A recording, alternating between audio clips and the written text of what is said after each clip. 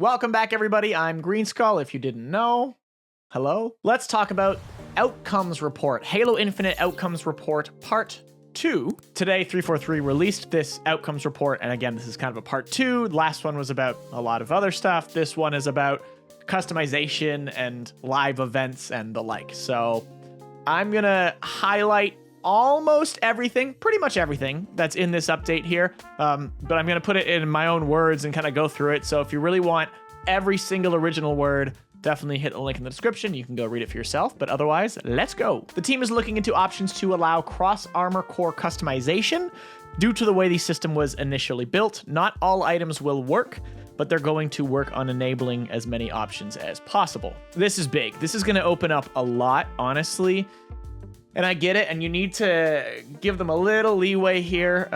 It wasn't designed this way. They had design intentions in mind, but they are changing it, and it sounds like it's going to be almost a trickle, where some things that are obviously very clearly work together with different sets are going to be able to be mixed and matched, which means that theoretically a lot of future stuff as well will be able to be applied on all different Spartan cores. So that's kind of cool. And in the future update kits, which are the ones that are locked down, like the esports ones and the like, and the ones that look like George, yada, yada, yada, those will be able to probably be customized as well, because those have cool stuff. The team acknowledges the desire for multiple weapon attachments, but they say that that's a pretty complicated one, so I wouldn't hold your breath. Along with cross-core customization, Season 2 rewards will be more desirable, and there will be more free content in the Battle Pass. So pair that with the ability to mix and match, and we're gold. The Watchdog and Redshift coatings don't appear as initially advertised. This is something they're aware of, as well as the fact that some of those skins look similar, so they're gonna make sure those, if you earned 152, you should really stand out. I recognize it now, mostly, except for that one that looks a little like them.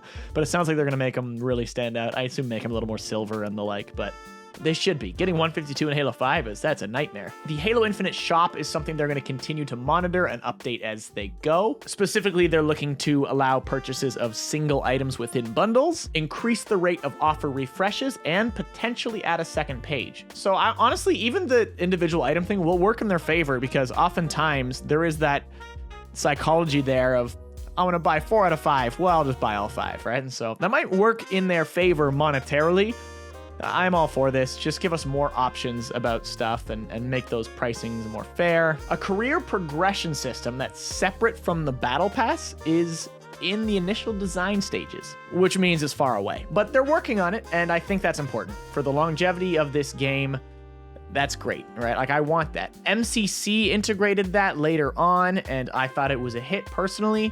So I'd love to see them do a good job of this. Obviously, they want it to be right on day one, and I want that as well, so fingers crossed. Also, per match XP is planned to release this year, so that could literally be the last day of December, but it's on there. The Season 2 Premium Battle Pass will also allow you to earn up to 1,000 credits to spend in the store. I think this is a nice compromise. We'll see if that's enough. I don't know. At least it's there. I think it's important to have that there. Give people credits, allow them to spend stuff in the store. 1,000 enough? Maybe, maybe not. I don't know. Tough to say. We'll have to see when that happens. They're constantly monitoring challenges and adjusting accordingly, so we won't see, starting now, any more Killjoy challenges. Those were rough. Praise be. Because I shouldn't have a challenge hoping for someone else to get a Killjoy, right? I almost feel the need to throw my body at them so they can get a killing spree so I can Killjoy them. You know what I mean? Like, that's bad. Weekly ultimate rewards will be more consistent, both in their value of how cool they are and in the difficulty of obtaining them. And there will no longer be emblems or backdrops. That's good. Oh man. Anytime there's a non-emblem or backdrop, I try to get it. But there have been a few weeks here and there where it was like, a backdrop? Don't care. And on that note, they've literally told us what the first 5 weeks will be. We have Sentry Stance, Battleship Haze AR coating, Alabaster Cognac Razorback coating, Amber Yesterday Visor, and Spring Mountain Stance. 343 are aware of how not ideal the double XP system is now, where it's just a ticking clock, even when you're in lobby.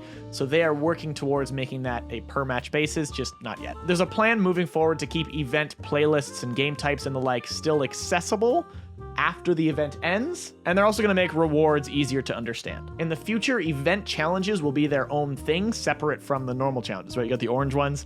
They're eventually going to separate that, just not yet. The team liked the telemetry that they got from the weekly recurring event, like the Tenrai one. Gives you the opportunity to go back if you missed any and catch up with your friends. There's concepts there that I definitely like, and I'm assuming they definitely saw increased player counts coming back to finish that pass, so that's not going anywhere. There will be more recurring weekly events. And finally, theater will get improvements in Season 2. One of the big points they call out here is the ability to watch multiple films. I've never been able to watch a second film. I'm assuming this is a universal thing. Once you watch one film, you cannot watch another. You can't watch a second film. You can't even rewatch the same film. It's done. You got to restart your build. It sucks. There's a few bug fixes. They didn't really call many specifically out there, but it's, there's a theater's tough. Theater's really tough to get around. Like, you almost need a controller. I don't know. I couldn't even imagine doing it with the mouse and keyboard.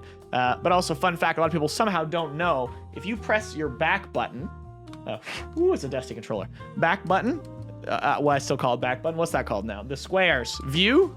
Menu view. It's called view now. View/back. People never know what these buttons are called. This one, that turns off your key on the top right. I see so many films and screenshots and stuff that either disable nothing or at the very least always have that top key up there. So the legend, rather, right? Get rid of that.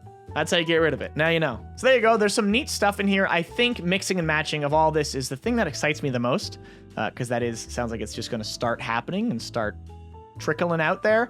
So hopefully that will work out lovely. That opens up a lot of options for customization, which is kind of lacking for a variety of reasons. Like, there's so much potential not being harnessed. There you have it. This is part 2. If you never watched part 1, definitely hit that up. I'll link that in my description as well.